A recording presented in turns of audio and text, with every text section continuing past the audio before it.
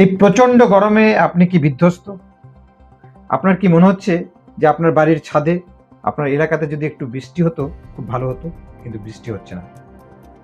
আচ্ছা, এই বৃষ্টি কি কেনা যাবে? নকল ভাবে কি বৃষ্টি সৃষ্টি করা যাবে? আপনার কি মনে হয় উন্নত বিশ্ব বা আমরা ইউরোপিয়ান কান্ট্রি যেগুলো বলছি তারা কি করছে? আমাদের বাংলায় কি এটা নিয়ে কখনো কোনো চর্চা হয়েছে? কিছুদিন আগে শুনছিলাম, বিভিন্ন সংবাদ মাধ্যমে ছড়িয়েছিল, বিল গেটস তার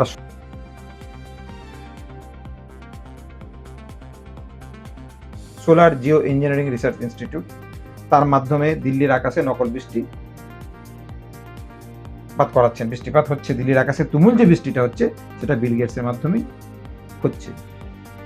কিন্তু পরবর্তীকালে দেখা গেল যে না, উনি আসলে যেটা স্ট্র্যাটোস্ফেরিক আর্সেনাল ইনজেকশন মেথড রয়েছে, সেই মেথডে ও সোলার এনার্জিকে নানা রকম মডিউলে ইউজ করার একটা প্রসেস করেছেন, তার সাথে আর্টিফিশিয়াল বৃষ্টির কোনো সম্পর্ক নেই। বা আরেকটি ঘটনা, 2023 সালে দিল্লি সরকার আইআইটি কানপুরের সাথে যৌথ উদ্যোগে এই আর্টিফিশিয়াল বৃষ্টির জন্য একটা পদক্ষেপ নিয়েছিল। তারা এটা নিয়ে রিসার্চ করছে, কিছুটা সাকসেসও হয়েছে, তারা একটা পর্যায়ে এসে পৌঁছেছে ক্লাইমেটের একটা জায়গাকে চেঞ্জ করে দেওয়ার বিষয়ে। সেই সময় একটা জিনিস ধরা পড়ে, বিভিন্ন সংবাদপত্র, পত্রপত্রিকা থেকে শুরু করে বিবিসি পর্যন্ত তারা একটা রিপোর্টিং করে, একটা অদ্ভুত ঘটনা, যেটি বাঙালির গর্ব লাগার মতো ঘটনা। বাঙালির যে অতীত, গৌরবময় অতীত, তার একটি মানে মূর পৌঁছের মতো, বা বলতে পারেন মানে বহুমূল্য রত্নের মতো একটি সংরক্ষিত ঘটনা, যে ঘটনাটির উল্লেখ করা হয়। বলা হয় যে ভারতবর্ষের বুকে এই যে দিল্লি আর কানপুরের যে এই আর্টিফিশিয়াল, কানপুর আইআইটির আর্টিফিশিয়াল বৃষ্টি করার চেষ্টা, এক্সপেরিমেন্ট, এটি প্রথম নয়, এর আগেও একজন বাঙালি এটি করে গেছেন, এবং সেই বাঙালিটির নাম হচ্ছে ডক্টর সুধাংশু ব্যানার্জি। ইয়াস, ডক্টর সুধাংশু ব্যানার্জি। এই ডক্টর সুধাংশু ব্যানার্জিকে যদি ইনার সম্বন্ধে একটু ঘাটাঘাটি করি, আমি তখনকার ওই দ্য টেলিগ্রাফ এই যে বেরিয়েছিল, সেখানে ডিটেলস ওনার সম্বন্ধে দেওয়া আছে, সেখানে দেখলাম, এবং বিভিন্ন পত্রপত্রিকা জার্নালে যা দেখতে পাচ্ছি, তাতে এই একটা সুধাংশু ব্যানার্জি 1950 সালে এই আর্টিফিশিয়াল বৃষ্টি সম্বন্ধে রিসার্চ শুরু করেন। উনি ইন্ডিয়ান মেট্রোলজিক্যাল ইনস্টিটিউশন সেখানে কর্মরত ছিলেন। তার আগে উনি যাদবপুর ইঞ্জিনিয়ারিং কলেজ থেকে ইঞ্জিনিয়ারিং করেন, যেটা সায়েন্স অ্যান্ড টেকনোলজিক্যাল ইনস্টিটিউশন, এবং পরবর্তীকালে উনি ডিরেক্টর ছিলেন ইন্ডিয়ান মেট্রোলজিক্যাল ইনস্টিটিউশনের। একটা সময় উনি ইউনাইটেড স্টেটের যে এশিয়ান পার্ট, তার যে মেট্রোলজিক্যাল অর্গানাইজেশন, তার রিপ্রেজেন্টেটিভ ছিলেন।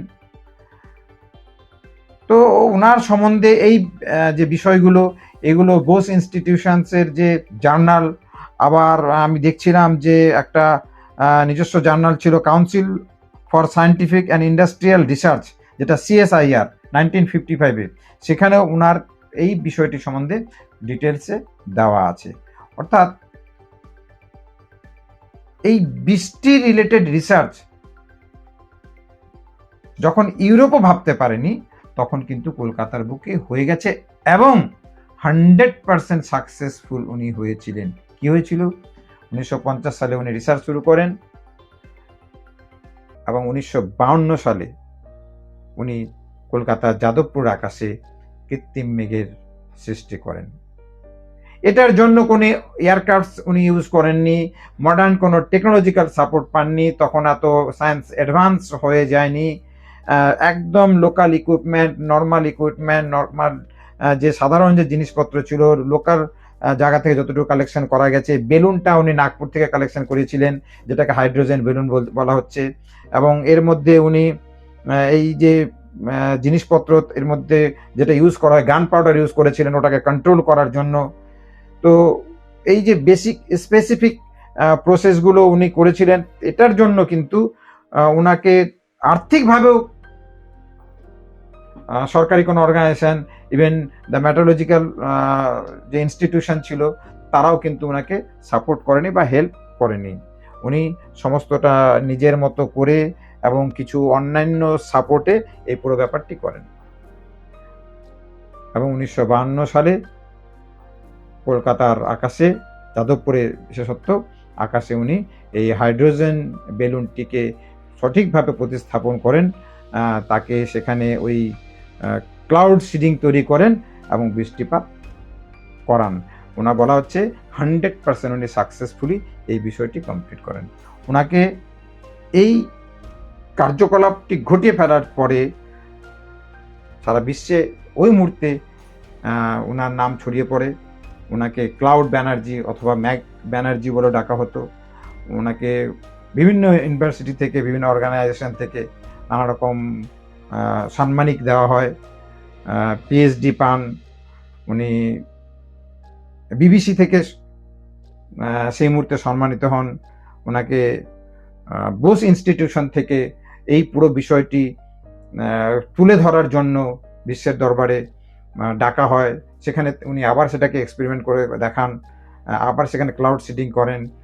এবং পরবর্তীকালে এই যে বিষয়টি, এটি জানি না কিভাবে, কি কারণে ধীরে ধীরে ওই ইতিহাসের পাতায় চলে যায়। বাঙালি ভুলে যায়, সারা বিশ্ব ভুলে যায় আমাদের অতীতের নানা গৌরবময় ইতিহাসের মতো এটিও ধীরে ধীরে ইতিহাস হয়ে যায়। আমরা বিল গেটসকে মনে করি কৃত্রিম মেঘ তৈরি করেছে, না করার পরেও দিল্লি সরকার আইআইটি কানপুরের সাথে যৌথ উদ্যোগে যে রিসার্চ করছে সেটাকে প্রথম উদ্যোগ ভাবছি।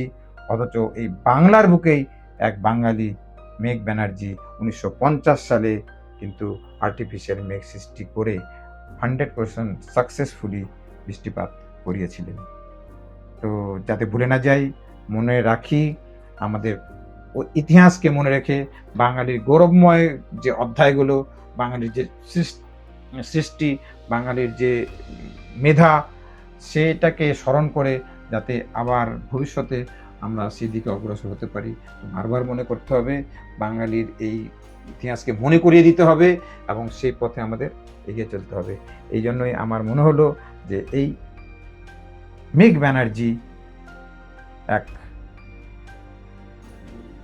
বাঙালির গৌরবময় সন্তান, বাঙালির গৌরবময় দৃষ্টান্ত, সেটা সকলের কাছে তুলে ধরা উচিত।